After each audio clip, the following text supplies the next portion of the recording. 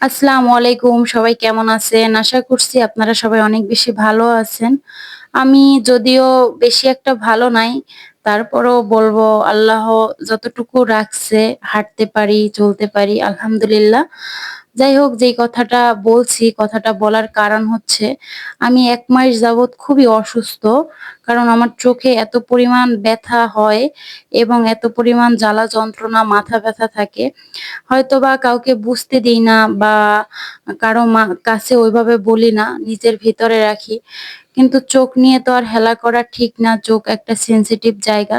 যেটা আমি যদি এখন হেলা করি হয়তোবা ভবিষ্যতে আমারই খারাপ হবে। অনেক বাজেভাবে ইফেক্ট পড়তে পারে।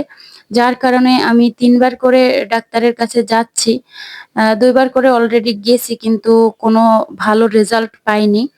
তারপরে আবার চলে গেলাম। আমি এখানে এসে সিরিয়াল দিয়ে রাখছি। ডক্টর আসতে একটু লেট হবে ১ ঘন্টা। যার কারণে আমি একটু বের হলাম। কারণ মেডিকেলের সামনের জায়গাটা খুবই সুন্দর একটা পরিবেশ। যে পরিবেশ দেখলে এমনিতেই রোগীর মন ভালো হয়ে যাবে। আসলেই খুব সুন্দর একটা দৃশ্য এবং ভিতরের দৃশ্যটাও অনেক সুন্দর।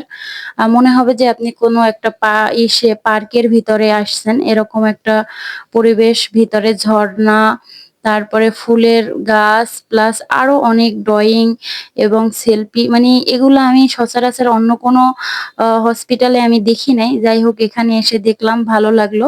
আসলে এরকম থাকাটাই দরকার। যেখানে রোগী এসে একটু এরকম পরিবেশ দেখে মনোরম পরিবেশ এবং এরকম সাজানো গোছানো একদম ক্লিন দেখে তাদের মনটাও ভালো হয়ে যাবে। এটাই হওয়া উচিত, এরকমই থাকা দরকার। এখানে আবার বাবু একটু হাঁটাহাঁটি করছিল, দুষ্টামি করছিল। এটা আবার আমি ক্যামেরাবন্দি করে নিলাম।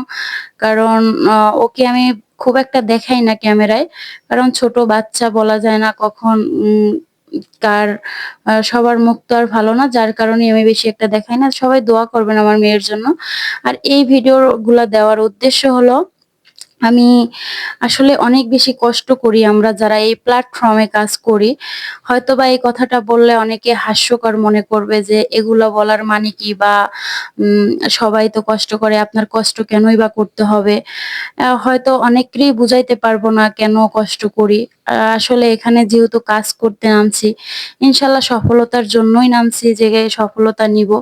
যার কারণে সুস্থ থাকি, অসুস্থ থাকি সবসময় চেষ্টা করি সুন্দর, সুন্দর ভিডিও তৈরি করার। জানি না কতটুকু করতে পারি।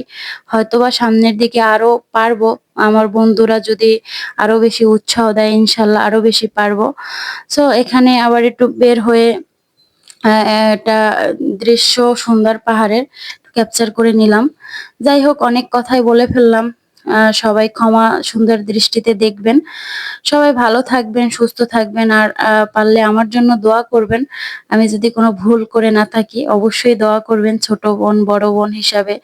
অ্যা যদি কোনো ভুল করে থাকি ক্ষমা করে দিবেন। এই ভিডিওর মাধ্যমে যদি কিছু আপনাদের কষ্ট দিয়ে থাকি সেটাও জানিয়ে দিবেন এবং সবাই আমার জন্য দোয়া করবেন। আল্লাহ হাফেজ।